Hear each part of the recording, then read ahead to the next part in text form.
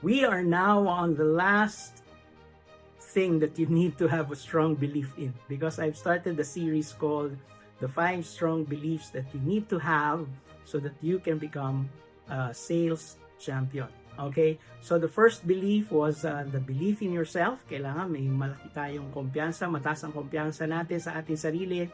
Talagang naniniwala tayo sa ating sarili. Pangalawa, sabi ko, belief in your product. You need to believe the product that you're selling, otherwise sell another product.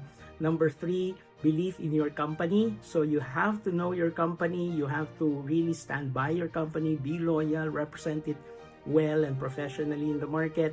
And number 4, sabi natin, believe in your industry. Well, the last belief that you have to have, no, para maging magaling kang salesperson is you have to believe in what we call your competitiveness. Anong ibig sabihin nun? Alam naman po nating lahat when we go out there in the market, meron tayong mga competitors, correct? Now, if you know that you are competitive, if you believe that your product, your service, your company is competitive at kaya makipagsabayan sa mga competitors, that's a plus factor for you.